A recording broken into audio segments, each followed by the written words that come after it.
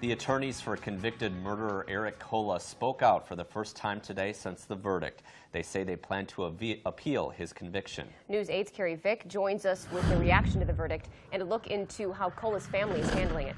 Lisa, Mike, Koula's attorneys Keith Belzer and Jim Kobe say they were shocked and disappointed by the verdict.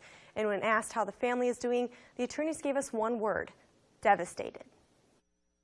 Time stood still for Eric Koula's defense attorneys while waiting for a verdict. The moments tick by, like hours. Everything is in slow motion. In that moment, the fact that a man's life is on the line is so present in your thoughts. A moment that came to an end with words they never wanted to hear. We, the jury, find the defendant, Eric Koula, guilty of first-degree intentional homicide. We're all extremely disappointed, somewhat shocked. The verdict was no easier for Koula's 18-year-old son Dexter to swallow. He's been a fixture in the courtroom during his dad's trial and was there when the verdict was read. He wanted to be there with his dad, and we did that.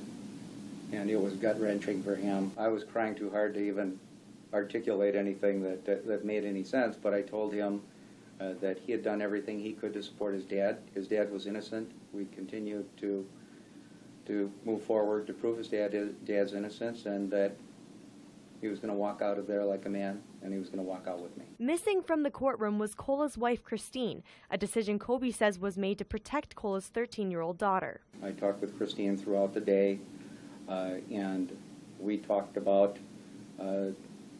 whether Hadley should be there or whether Hadley shouldn't be there. And quite frankly, we decided that irrespective of what the verdict was, it was not a place to have Hadley. Christine wasn't there because I told Christine to be with Hadley. I reported the verdict immediately to them. Everyone is supporting Eric 100%. Christine is supporting Eric 100%.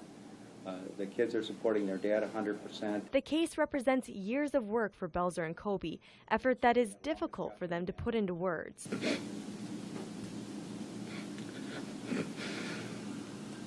Disappointing? I can't answer that.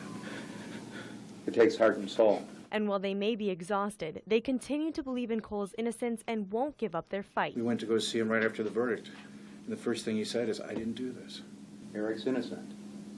Eric is guilty, in my opinion, of being scared.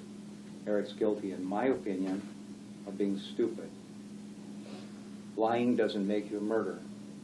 Eric didn't have to get on the witness stand.